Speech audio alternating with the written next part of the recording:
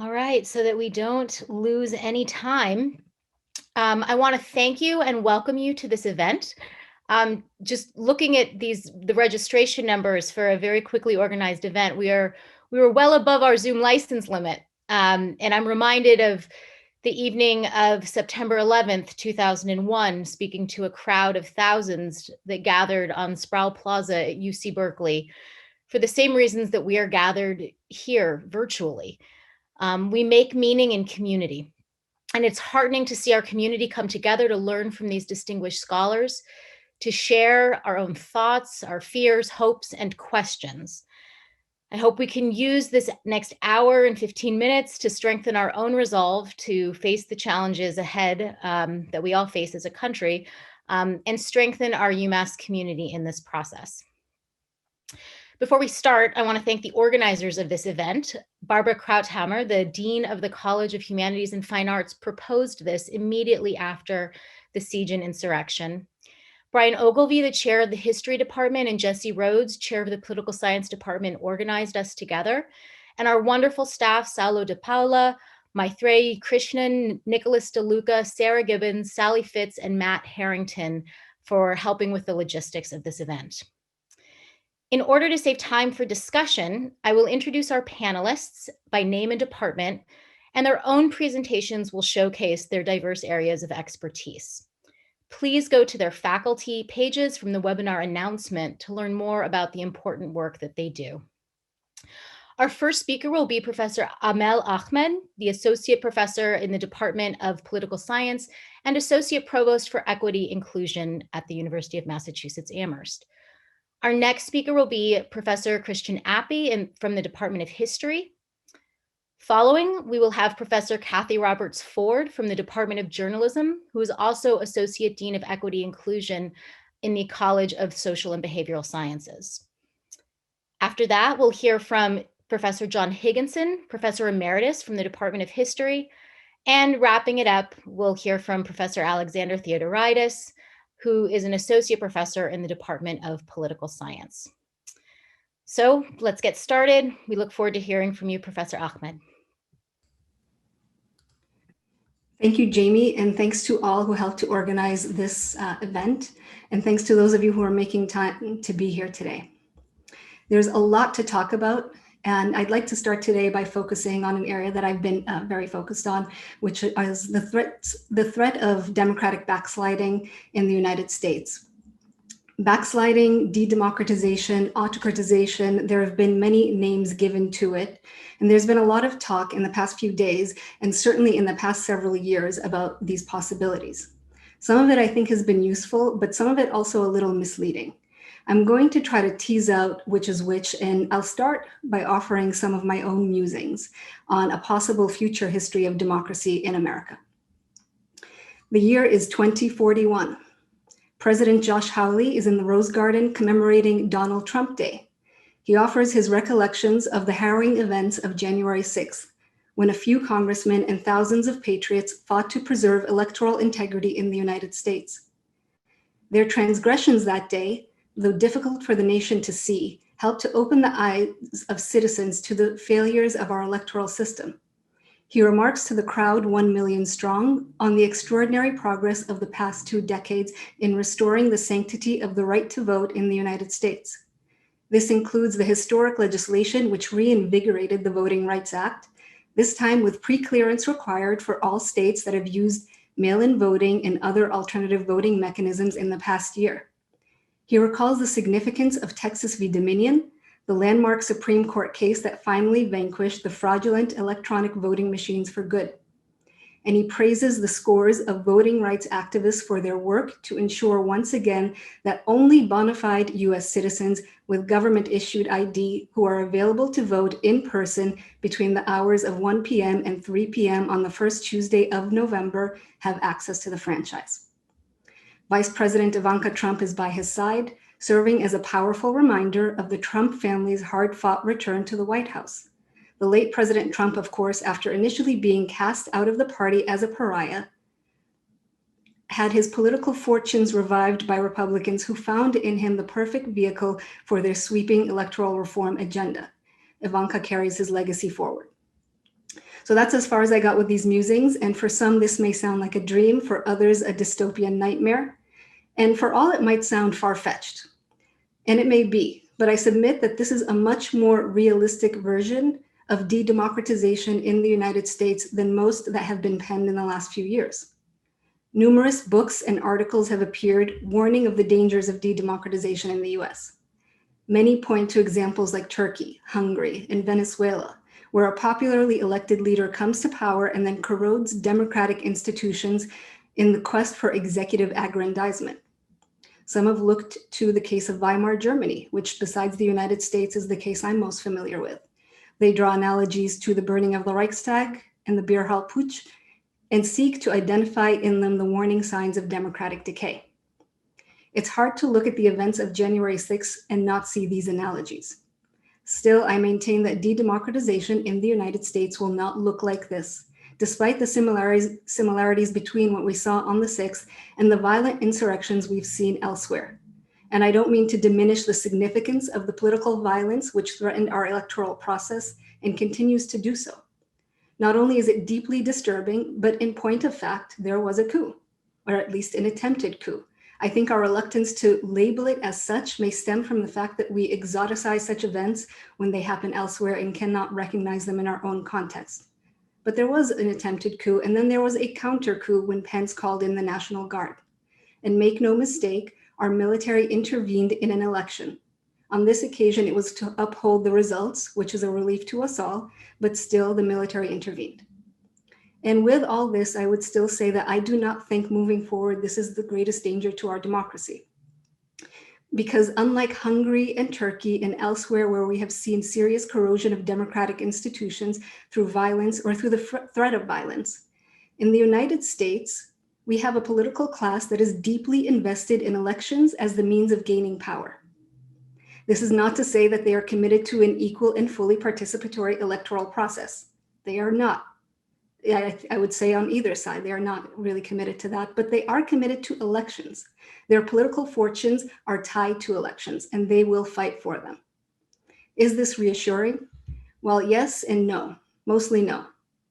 Historically, in the United States, one of the main ways in which both democratic expansion and retraction has taken place is through the franchise and through voting rights. And violent mobs have often paved the way. The reversal of immigrant voting rights, the history of Jim Crow, felony disenfranchisement, which remains one of the strongest legacies of Jim Crow, and so on and so on. No one need look further than the history of the United States to understand what the dynamics of de-democratization may look like. And it's in this arena that we are likely to see movement now. In fact, the battle lines started to take shape on January 6th. Not hours had passed since the Capitol siege when Republican senators took to the floor to condemn the violence and in the same breath talk about the need for electoral reform to remedy the many problems with the election. In doing so, they gave credence to the justifications of the riots, if not their means. Earlier that very morning, Nancy Pelosi had declared on the heels of the Georgia runoff victories that one of the top priorities of the new government will be voting rights and the restoration of the preclearance clause to the Voting Rights Act. This is the struggle that lies ahead, and it's not a new struggle, but it's one that will be given renewed vigor with a core of Trump supporters now completely convinced that our faulty election rules led to fraudulent outcomes. And let us not forget that the resort to violence came after various attempts to change the outcome of the election through litigation and through pressure on election officials, state legislators, governors, senators, and finally the vice president himself, all countenanced by the Republican Party and the political establishment more generally. While they will not forsake an electoral process in favor of violent power grabs, they are infinitely amenable to manipulations of that electoral process. So yes, the coup attempt and the rise of political violence are of great concern. But my concern is also for the implications for voting rights and the integrity of elections, which are at the heart of these confrontations. And with Republicans signaling now that they may support impeachment, it seems that they are searching for a way to distance themselves from the president while retaining his agenda. I worry that we may look back in 20 years and pat ourselves on the back for averting a coup and miss a more peaceful but equally damaging revolution in our electoral system that has the potential to transform our democracy. And I will stop there. Thank you. Thank you so much, Professor Ahmed. Now we'll hear from Professor Christian Appy. Good. Well, thank you for everyone. I'll just get right to it. And it's a pleasure to talk to you. I would want to say that there's still a lot we're going to be learning in the coming weeks and years about the events that unfolded. I mean, we learned things about the Cuban Missile Crisis 50 years after it happened. Even in the last few days, for example, we learned that some of the people that participated in the riot may actually have been given a tour of the Capitol the day before by members of Congress. We learned yesterday that our own Congresswoman, Ayanna Pressley, her staff blockaded themselves into their office and discovered that the emergency buttons, the so-called panic buttons, had been ripped out prior to the assault. So we're going to learn a lot, but let me hasten to add that as much as we're going to learn, we already know enough to act and to begin holding people accountable for these events. And I managed, when I was blanking, to sort of lose my notes, but I think I had it pretty much in my head. You know, these people should be held accountable, and but there is a tendency in of historians as well to look not just to things we don't know, but to look deep for antecedents, and to be wary of any claim that current events are unprecedented and unique. And there's some value to that, but again, it may make us too reluctant to act and to notice what is glaringly new and shocking about the president. And there are important things about recent events and Trump himself that are unprecedented. Never before in our history, it's true, have we had a sitting president mobilize an armed crowd to attack the Capitol and to try to overturn the results of a national election. And there are other ways that he's at least extreme, if not completely unprecedented. But that aside, there is a tendency, to the extent that we think of this as a one-off event or something that's an aberration or exceptional, we won't address the deeper problems of our nation. And we see this often in the tendency of leaders in the face of any event at home or abroad that's shameful to respond as President-elect Joe Biden did, who correctly called upon the president to try to bring an end to the assault. He quickly said, but this is not who we are as a people. And this has become a kind of mantra of American leaders in the face of terrible events, that in fact, they will invoke routinely this idea of American exceptionalism, that we are forever a force for good in the world, always on the side of democracy and human rights. And that's why I want to talk a little bit about our history of foreign policy. Because while it may be unique to see armed crowds storming our White House, we certainly have stormed the capitals and government buildings in other countries throughout our history. Especially over the last 150 years, American leaders of both parties have installed and supported authoritarians all over the globe. We have spent millions of dollars in cash and arms to disrupt scores of elections overseas. We have participated in the overthrow of many governments throughout our history. I mean, just to tick off a few, Hawaii, Panama, Cuba, Nicaragua, Honduras, Haiti, Dominican Republic, and in several cases, governments that were democratically elected, we overturned them with the help of with the sponsorship of the CIA. In 1953, for example, we overthrew Prime Minister Mohammad Mossadegh in Iran, in large part to retain and expand Western access to his oil fields. The year later, in 54, we overthrew the democratically elected president of Guatemala, Jacobo Arbenz, in large part to retain American corporate access, the United Fruit Company in particular, to the resources of that country. In 1973, September 9th, 1973, Chile's 9/11 witnessed the overthrow of Salvador Allende, backed by American and American corporate interests, Anaconda Copper, IT&T, PepsiCo, and others. And in Vietnam, in 1956, the United States blocked what was to have been a democratic election nationwide in Vietnam to reunite the country from what the Geneva Accords meant to be a temporary division of the country. And then 8 years later, after supporting an authoritarian leader in an effort to build a permanent anti-communist South Vietnam, we gave the green light to have him overthrown.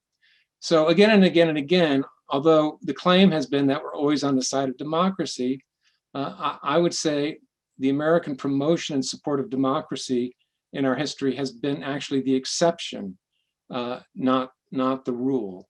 And so if, to the extent that we continue to insist that who we are is something better than we really are, I don't think we're ever going to address the underlying problems that are a key part of explaining the shocking events of the last week. Problems like persistent racism and misogyny, and savage economic inequalities, and imperialism, which I just briefly gave some examples of. All of those have to be addressed and addressed together if we are to not just preserve democracy, but to make it something that comes closer to reality. So I'll stop there. Thank you so much, Professor Appy. We'll now hear from Professor Forde. Hi, everyone. Thanks for being here.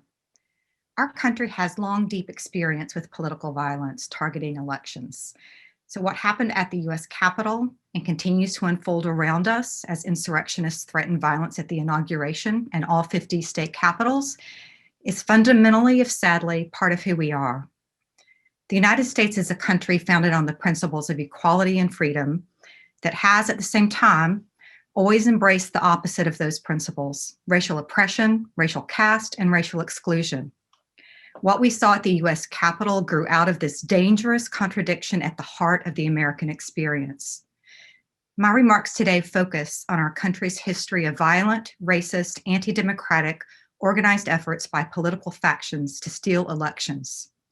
And the central point I wish to make is this: at the center of most, if not all, of these violent electoral assaults has been the institution of the press, used as a weapon by political groups to undo democracy. We have to think of the press in the United States as a guardrail of democracy, the fourth estate. And in many instances, it has been exactly that, serving the highest ideals of the public good. Look no further than the courageous journalism that has brought us credible evidence-based news of the Capitol siege and yesterday's impeachment. This is the kind of journalism my excellent colleagues in the journalism department here at UMass teach every day. But across history and in our current crisis, powerful news leaders have used their newspapers and airwaves to spread political disinformation, including big, dangerous lies, like the lies that there was widespread fraud in the 2020 presidential election, that radical Democrats stole the election.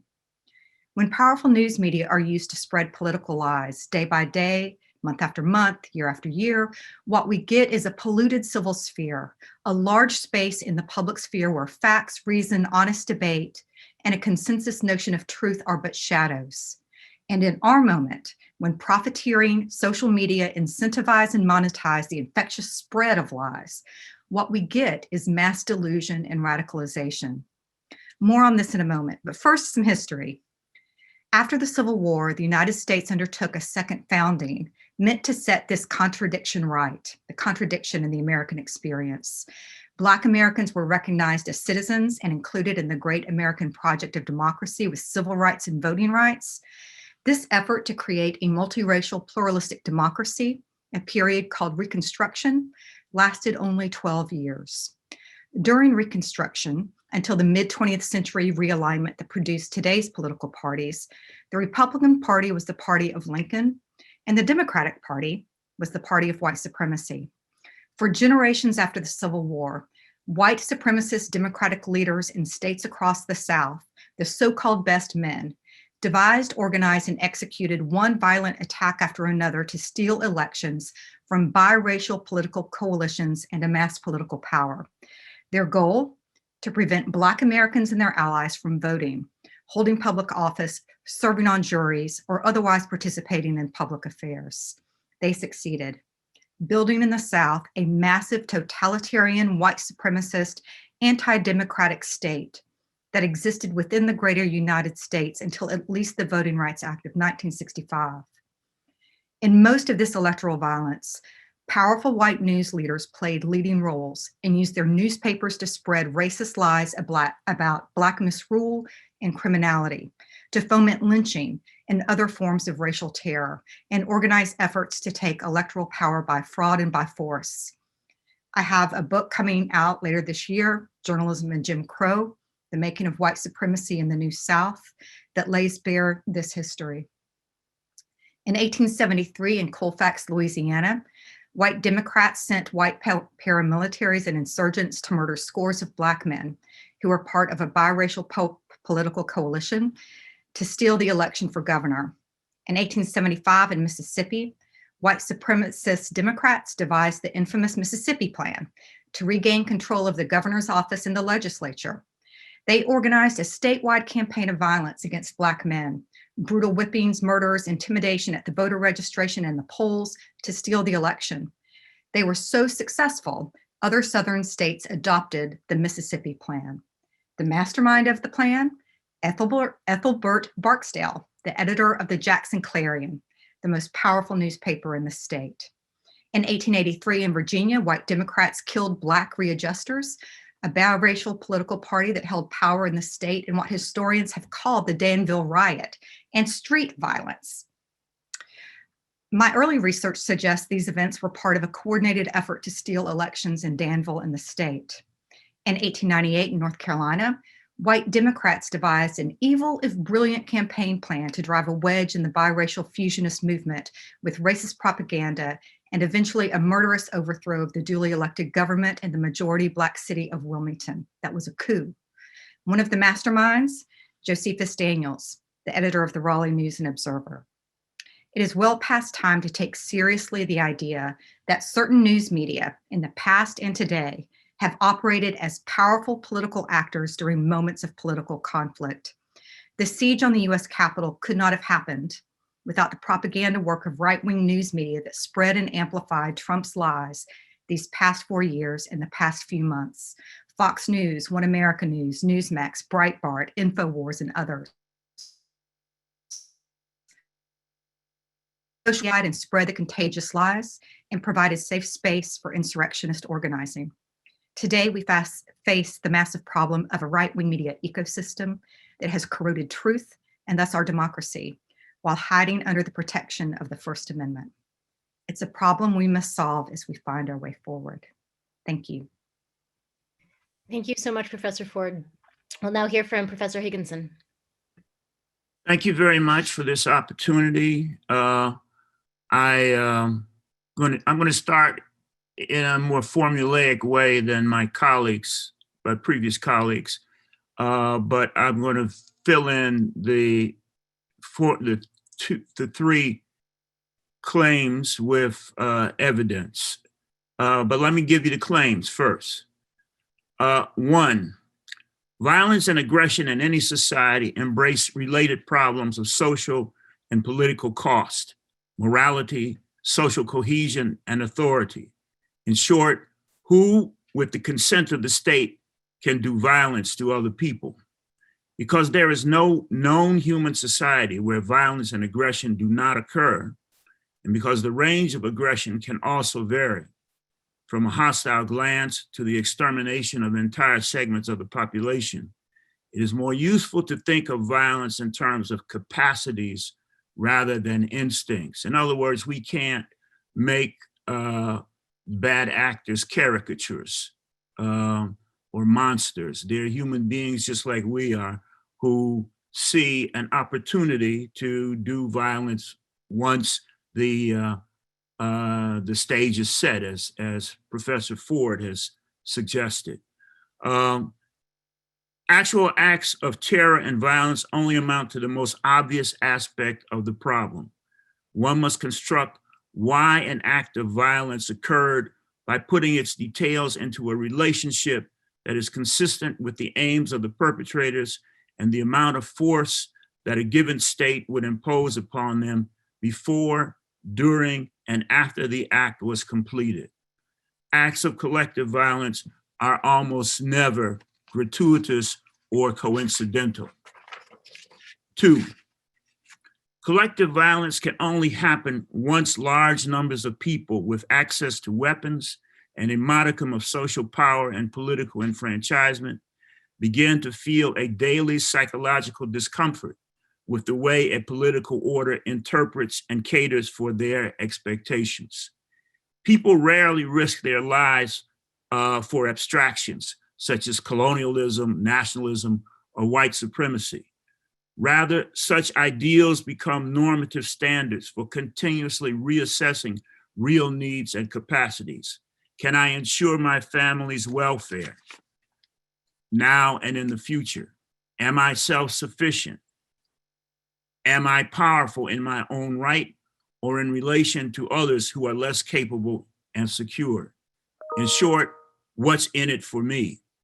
The footpaths leading to sustained activism and extreme causes are strewn with more down-to-earth or mundane preoccupations and short-term calculations about improving one's life chances.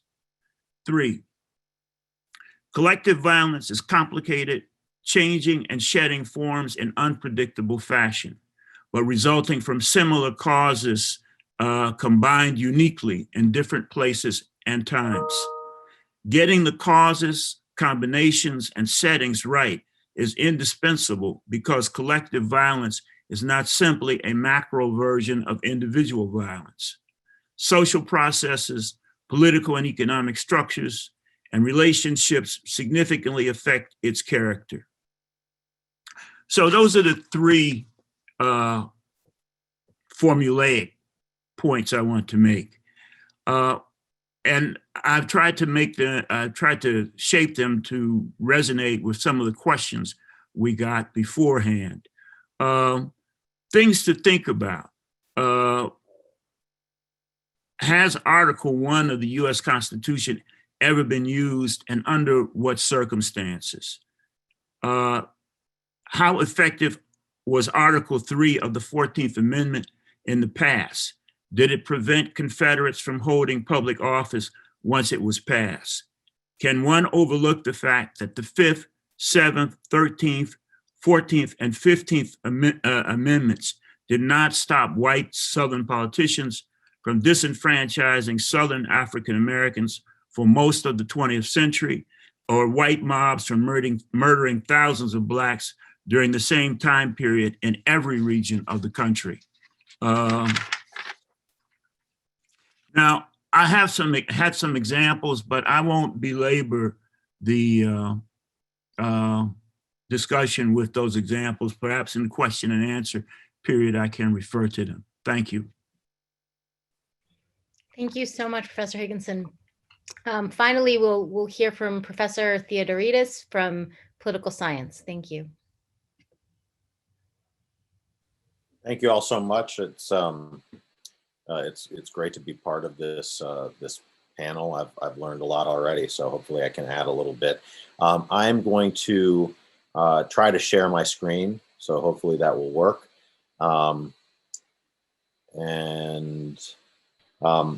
Okay, so I'm going to talk a little bit about some of the psychology here, some of the some data points, which is why I wanted to show some figures to get at this moment that we're living through in terms of politics. In particular, the hyperpolarization that we face, and beyond that, offer just some thoughts about things that we can do to have our society and our government function under hyperpolarization. There tends to be a lot of focus on reducing polarization, and I am all for reducing the temperature, but my caution is that I think polarization is more a natural state of affairs, frankly, than the period that we have recently emerged from, where we weren't polarized along party lines. We were polarized along all sorts of other lines, racial,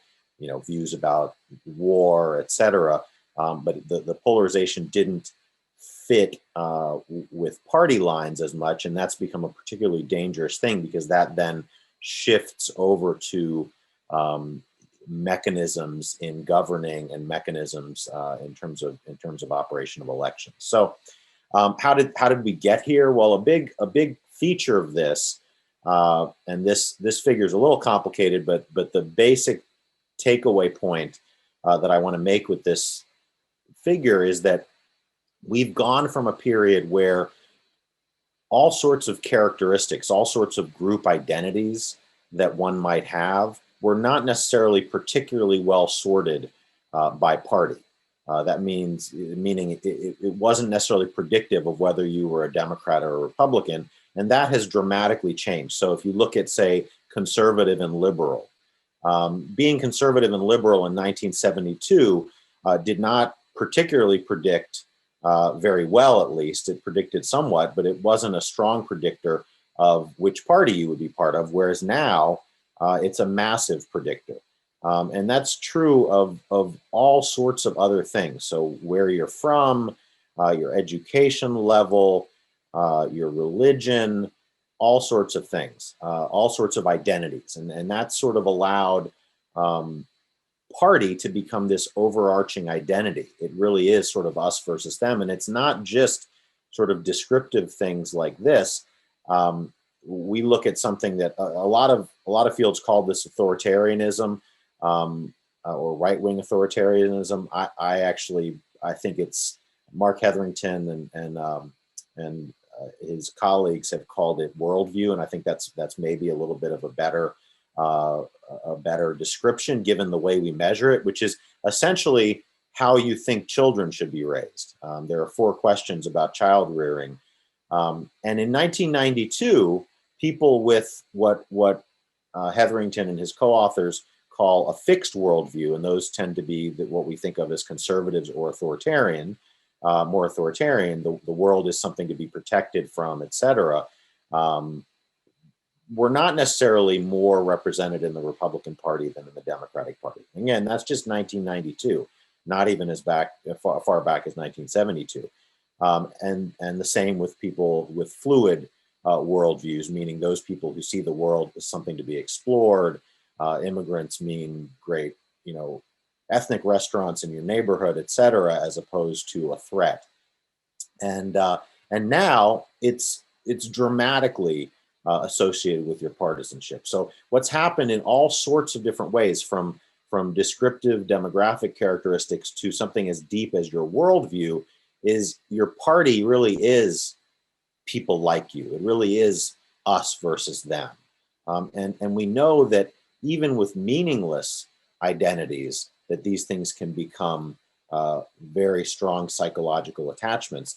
My research suggests that right now, we at a deep subconscious visceral level associate our own self-concept, things, concepts like me, myself, I, with either Democrat or Republican. And the vast majority of us do that.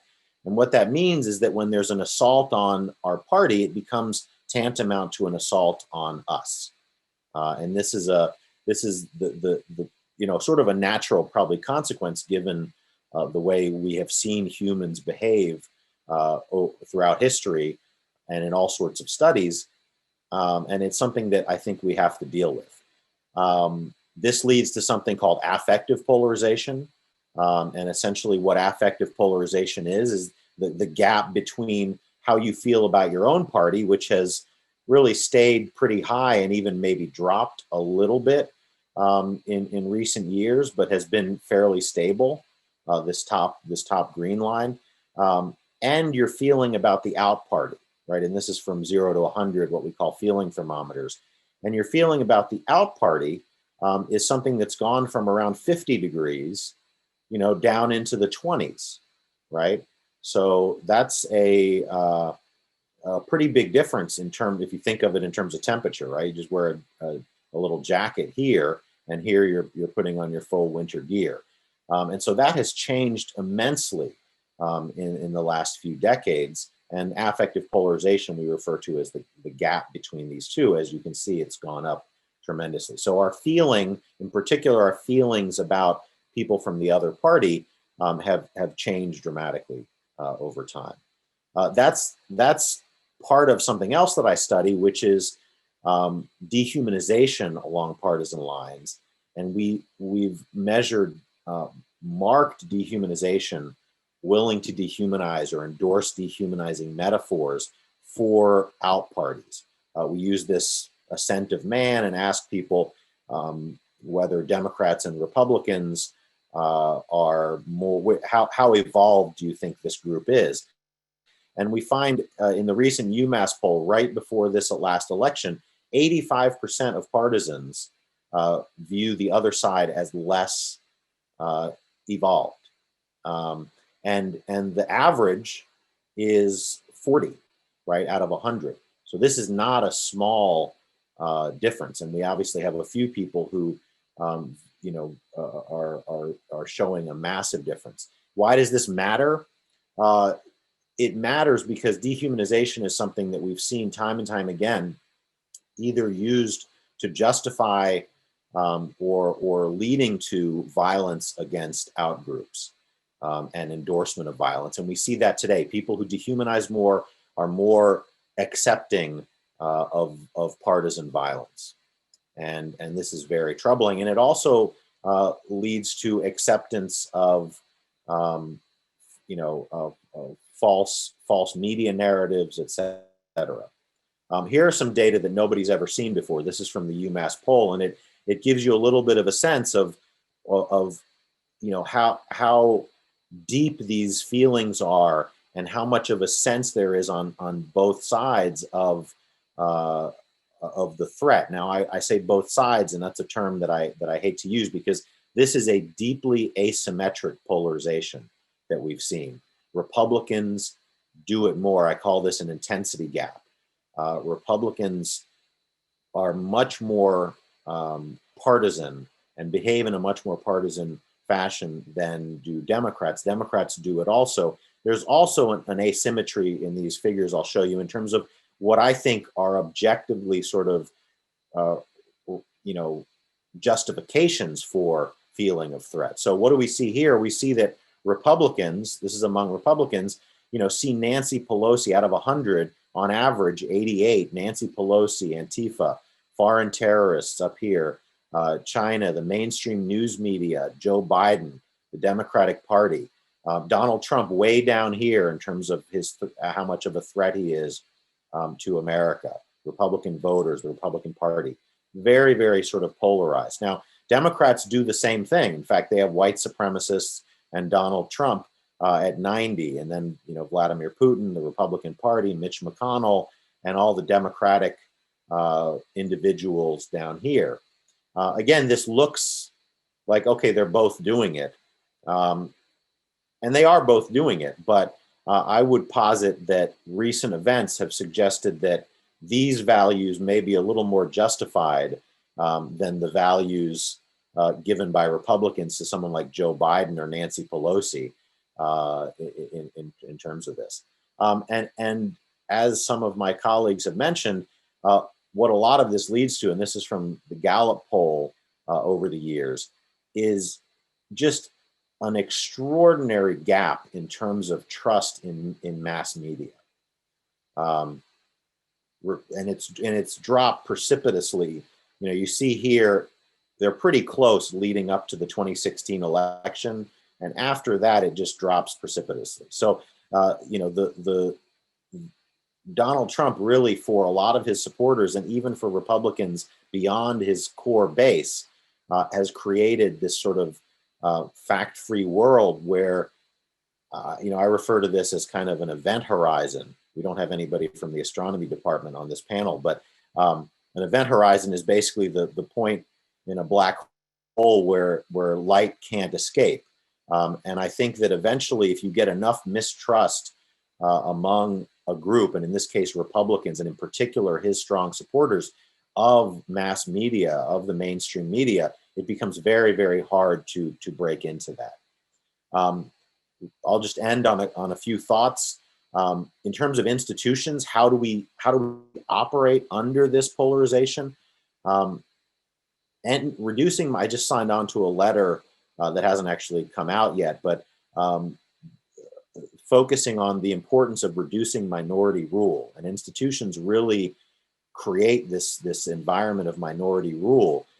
We have to increase voting access. We have to make it incredibly easy for people to vote, so more people vote. Gerrymandering is a big part of it. I think there are a lot of possible solutions to that. DC and Puerto Rico getting representation. I mean, it's just absurd to me that that is a partisan issue. It's not surprising, of course, but it's absurd that we have US citizens who do not have senators. Speaking of the Senate, the filibuster has to be ramped down in terms of what it can affect. We just can't allow minority dominance. You have to protect minorities, of course, but you can't have this persistent minority rule in this country. The Electoral College, this is sort of my pipe dream. I don't think it's going anywhere, but obviously that is a massive, massive problem. And by the way, it's not just a problem in terms of representation. It's a problem in terms of all of these stunts that we've seen.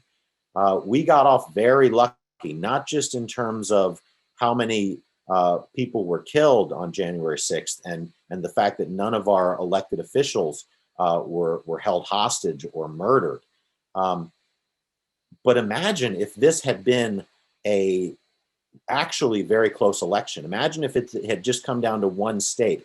Imagine if Donald Trump had only had to convince one state legislature controlled by Republicans to send an incorrect slate of electors. And the last sort of stopgap in all of that is, imagine if Democrats did not control the House. This all may very well have worked. Hopefully others won't try it in the future, but it could have worked. And then just as a general point, we need to all play a role, but especially leaders. And Joe Biden has so far been very good on this in lowering the temperature. Get rid of dehumanizing language. Call it out when you see it. And really, we've seen this increase in Republicans using the term demo rats. The president called, Senator Harris a monster during the campaign. All of these things we have to all work to reduce. And I'll leave it at that. Thank you. Thank you so much. So I'm going to try to respond to some of the questions that I'm seeing in the Q&A, and feel free to type. It's also a good way for our participants to stay connected, and for our panelists to see what our participants are asking. There are some directed at specific panelists that you can answer. One of the things that keeps coming up for our participants is really trying to understand the causes of this even more deeply. So we've heard about the role of the media. We've heard about sort of these identity issues that Professor Theodoridis just explained, but there's still a desire to understand what's causing some of that. And so some of the things that have been posited by our audience members is, what about socioeconomic disparities and how they've been exacerbated in the past years, decades, centuries? What about the COVID-19 pandemic and the response that may be perpetuating some of the divisions that would give rise to this level of violence as a response, which I think Professor Higginson touched on, that, it's a confluence of factors that actually bring people to bring arms into a situation of frustration. So can any of you speak a little more to those sort of antecedents to where we find ourselves now in terms of polarization?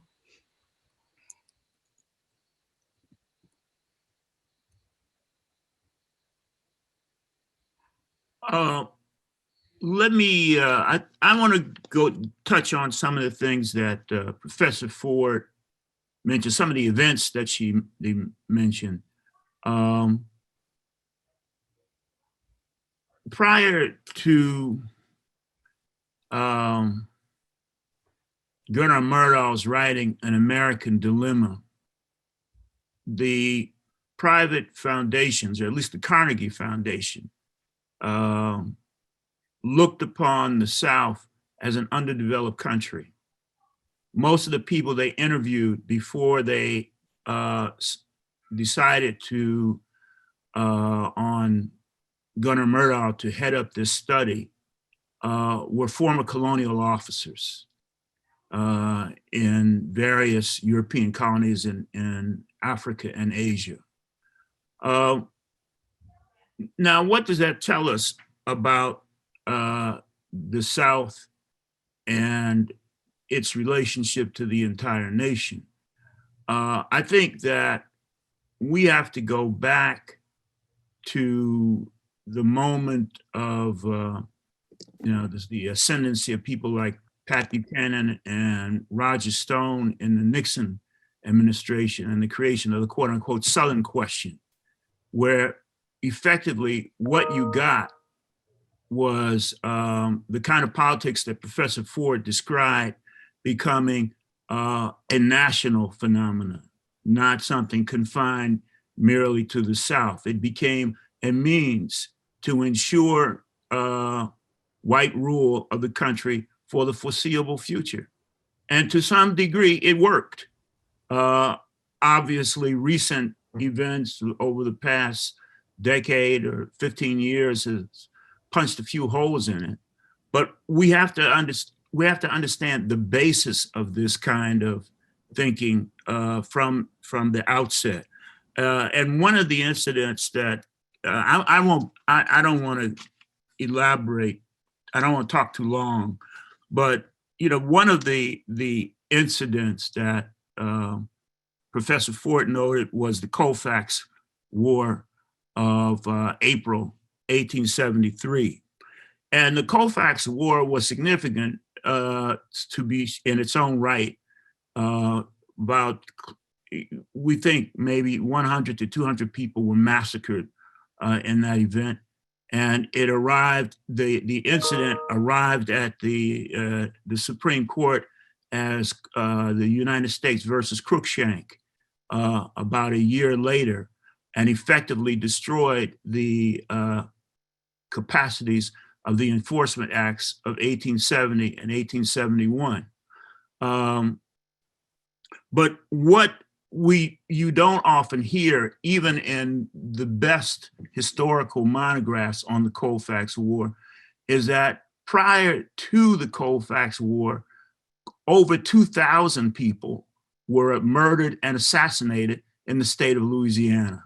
I've done an Excel spreadsheet which I also sort of mapped onto an some access software showing what happened in these 1,000 or so incidents. Actually, it's closer to 2,000. This was not simply a precedent for Louisiana. It was a precedent for the entire country. And people of the time of the era recognized that. At one point, for example, a correspondent, someone named W.B. Lawrence, wrote to General William Sherman in this fashion. This is in Sherman's papers, which there's a whole set of General Sherman's papers at Mount Holyoke. And this is from manuscript 16, reel 20. And it reads thus: Dear General, the present situation of the southern states, culminating in the recent popular revolution in Louisiana, suppressed in its turn by the executive in the North, may evidence the inquiry as to what would have been their condition had the Sherman-Johnston Convention received the necessary sanction. So all this to say is that these events, although they happened in the South, had national implications and consequences, even in the 19th century, not even well before Pat Buchanan and Roger Stone come up with the Southern strategy. So I think we need to pay more attention to those times in order to grasp what is happening now, because in some ways it's not a complete continuum, but these are the precedents that have shaped at least how people with power see the present.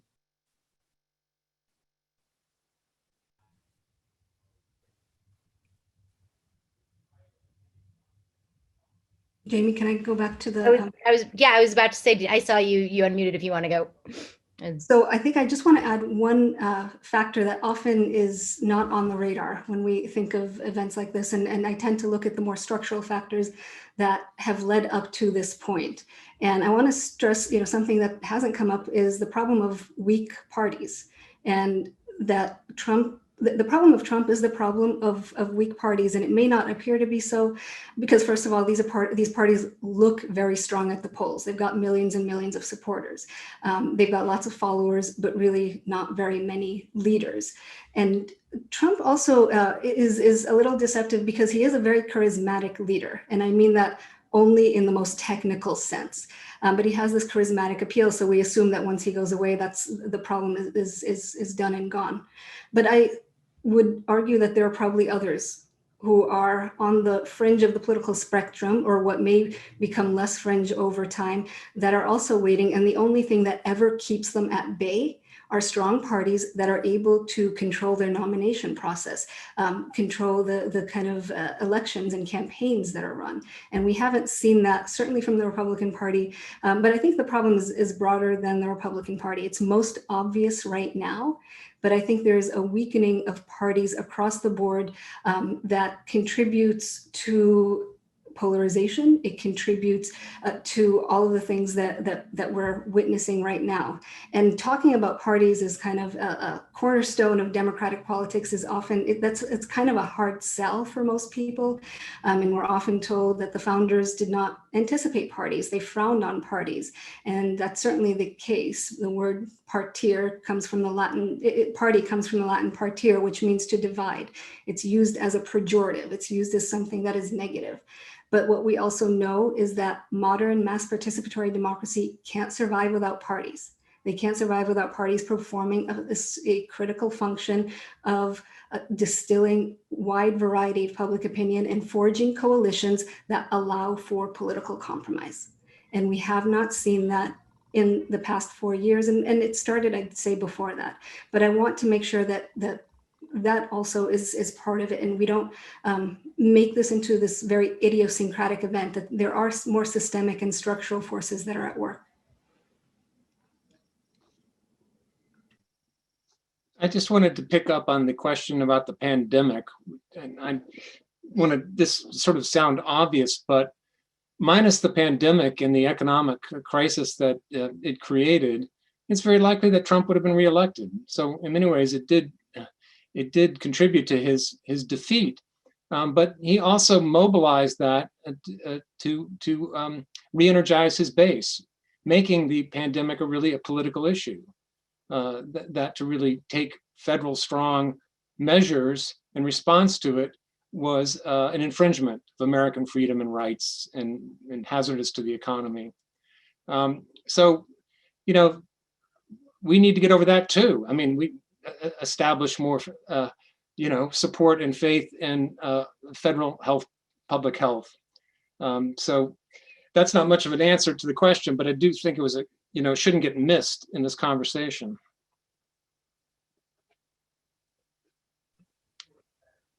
Yeah, Professor Theodoridis, yeah. Yeah, I just wanted to add that I think that this issue of weak parties is really, really important.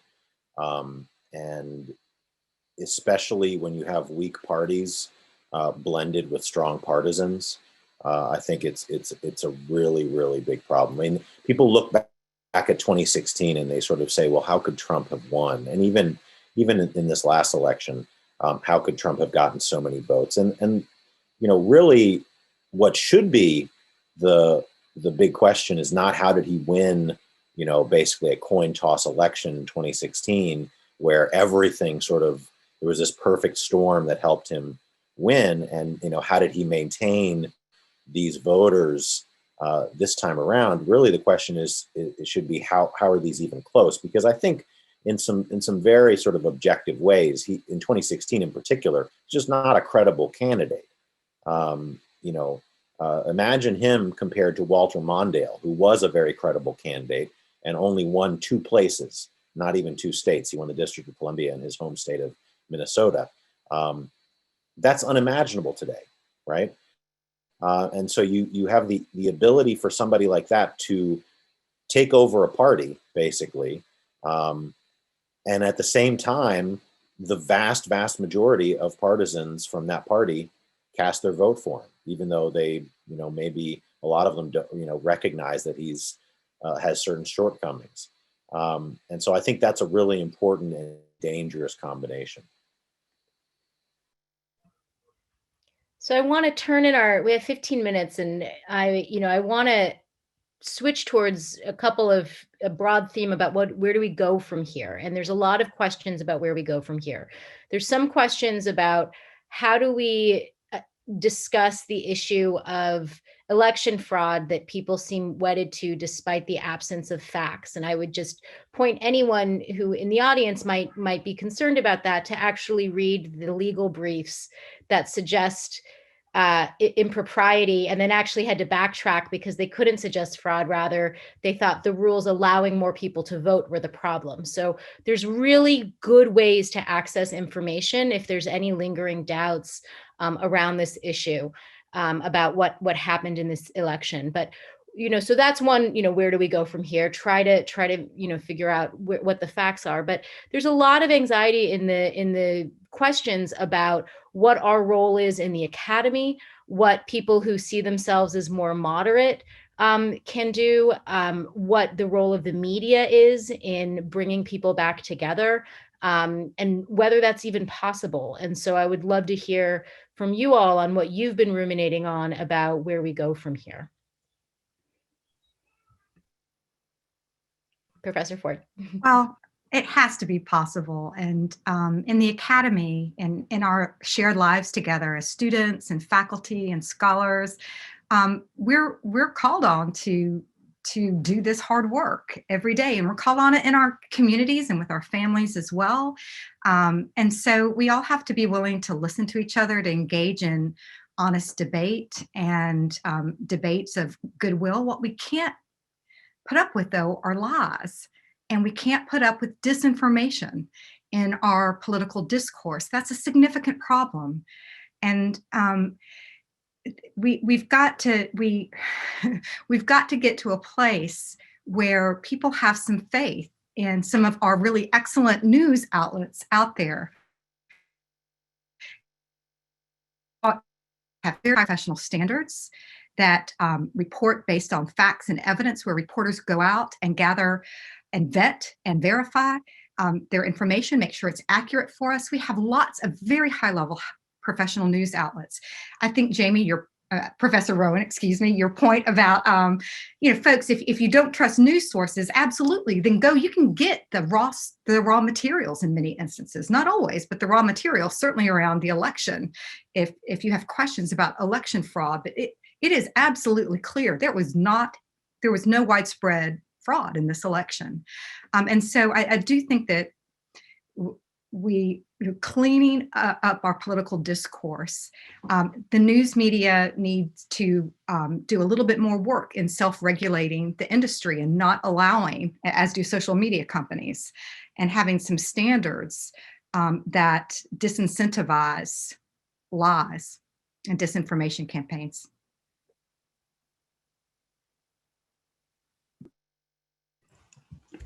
So I wanted to follow up on that and the theme of how do you deal with these claims of fraud, which quite literally have kept me up at night. I want to start by saying that there is a limit to how much we can convince people. So there are some who will not be convinced. But the numbers that we are seeing of people in the Republican Party who are convinced, would consider themselves more moderate, who are convinced of election fraud, tells us that there's something we're doing wrong in how we're communicating about this and how we've educated. And this is part of our responsibility as educators in a public university to be able to communicate broadly and effectively and coherently about these issues. So here's my wish list of how we might want to approach this question of election fraud, because this really, there are areas where you have disagreements on facts, and there are areas where you have disagreements on values, and we need to be able to separate these things out.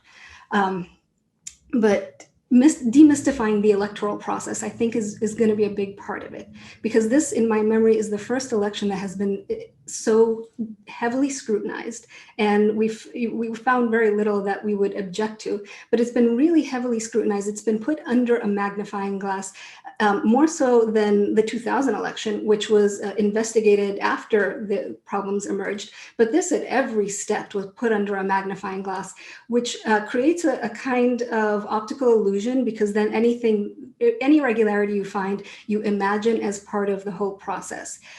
So I will tell you that election administration on its very best day is always a mess. It's always, there are always irregularities. This is just part of how elections are conducted and have always been conducted. So I think there has to be work done to demystify how we think elections are actually conducted, and also to separate out what I would consider 3 orders of grievances. The first is irregularities, which are common and we can absorb.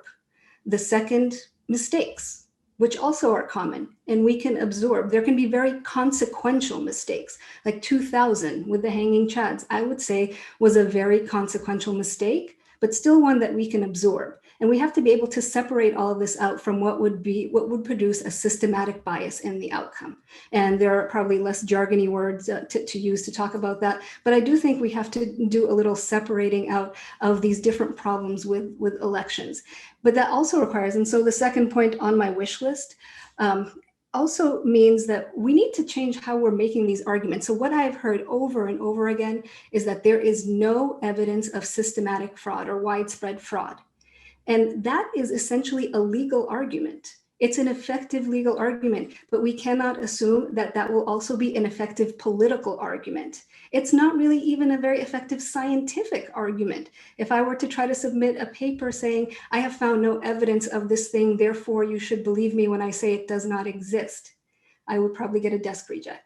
So I think we need to build this case a little more. And I don't mean for people who are engaged in conspiracy theories and will never believe whatever we say. I think for people who really just want to be guided more systematically and make clear, here are the irregularities that we find, and we find them regularly. And we regularly find these irregularities. And this is what you should expect to see. And this is how we deal with it. We need to structure these arguments much, much better. And finally, just very briefly, the last point on my wish list would be to try to shift how we talk about elections as part of taking down the temperature and reducing this kind of polarization. We now have come to this conclusion that elections are some kind of scientific means of ascertaining the popular will. They are not. Elections are a means of forming government, and we do our best, and we do, we put out there the best apparatus that we can, and then we live to fight another day. I think that kind of reframing of the role of elections in democracy, I think that last point might be the biggest pipe dream at this point and at this stage, but it's something that I think we should really think through.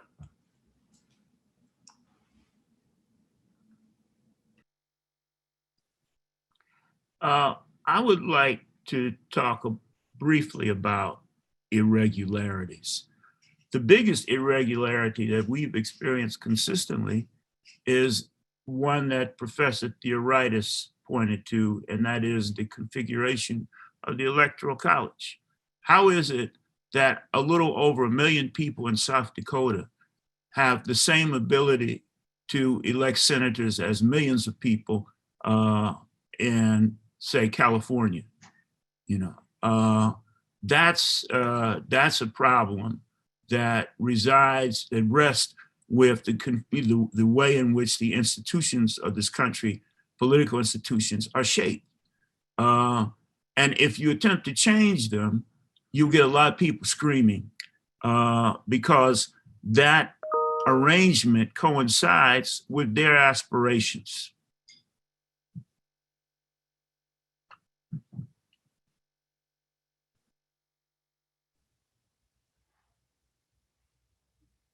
Do others have thoughts to the general question, or should I get more specific? Well, like I said, that's sort of my big pipe dream. The Electoral College, it's rooted in the institution of slavery.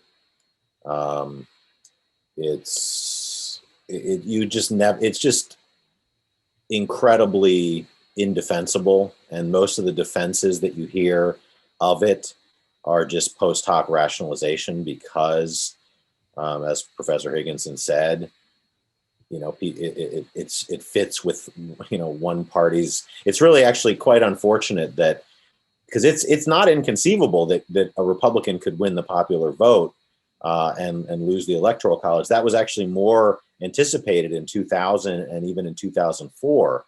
And apparently there was an effort in place or prepared to sort of go after the Electoral College had that happened in favor of Al Gore instead of in favor of George W. Bush. But it's a ludicrous system. You would never set up a system that way now.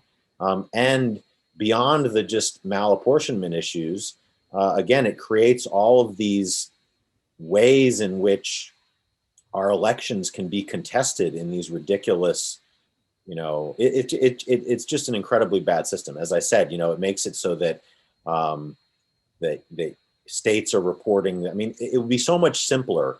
You could even maintain the kind of federal state level control of elections, although I'm not a fan of that. Just report a number and there would be much less contestation. You wouldn't have these fights because it wouldn't be winner take all. You'd just be reporting how many people voted one way and how many people voted another. And you wouldn't have all these issues of like, does Mike Pence have the authority to do something ridiculous on January 6th, et cetera. All of that emerges from the Electoral College. But again, I don't see it going anywhere anytime soon because the way to amend the Constitution is malapportioned in almost exactly the same way as the Electoral College itself. Mm-hmm. I agree with everything that's been said. One final note I would make is that many of the same Republicans that won on election day on the same ballot that defeated Trump, are claiming massive voter fraud, but not wanting a recount on the vote that elected them on the same ballot. So it's not just a political point, it's a fact. I mean, was it a massive fraud all the way across the board or just at the top?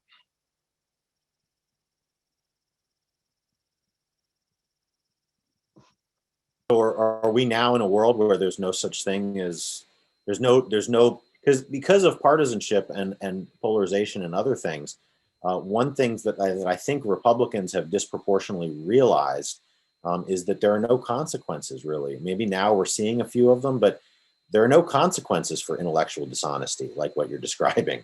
What have been the consequences? What have been the consequences really for Donald Trump to this point, or for all these other Republicans? I mean, there's this electoral insulation that is thickened by polarization, and we have to learn to live in that context.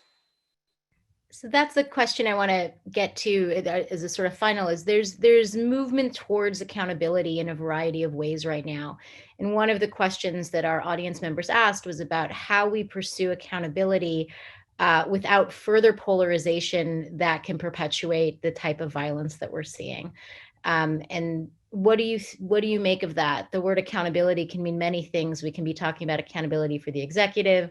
We can be talking about accountability for the legislative branch members. We can be talking about accountability for the leaders. We can be talking about accountability for the followers.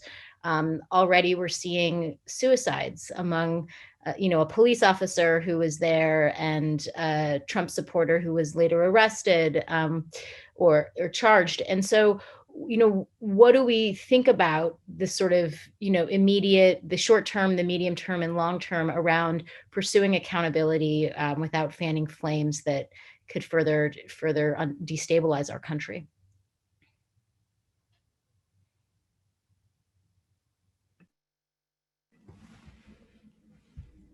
I'll say just a couple of things about this because I think part of the concern is that if you pursue accountability, as the questioner said, it will further polarize. And I think there is a risk of that. But I actually think, after really thinking about this a lot, that pursuing accountability will reduce polarization, I think, especially with respect to the presidency. I think to the extent that these actions are normalized and rehabilitated and brought back within the mainstream, there is no end to the polarization we are going to see. I think whether it's through impeachment or through any of the other mechanisms, I think we cannot allow these actions to be normalized. If they're taken out of that group of actions and thoughts that we find permissible and acceptable within a democratic society, then the distance between those who are left within that category is reduced.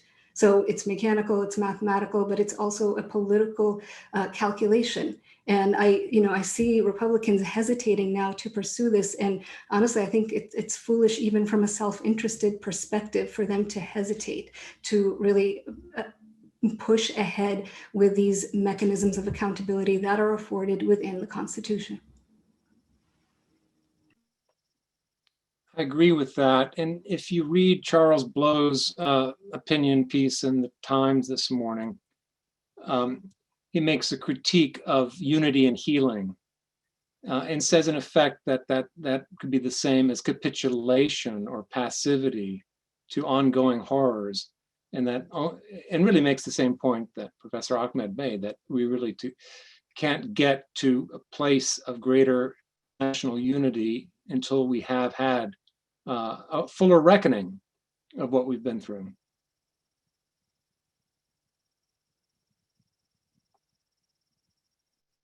Anyone want to take the last word? Well, we're at 1:15. As a scholar of transitional justice who studies how do we make meaning from political violence so we don't repeat it, I endorse the concluding statements there and hope that this, is a start to a conversation, and that everybody here who decided to tune in can find ways to communicate with people despite our isolation from one another, to continue to try to make meaning out of these events, and forge a path both individually and collectively for our troubled society. So thank you again to the organizers. Thank you again to the panelists. Stay in touch. Thank you. Bye.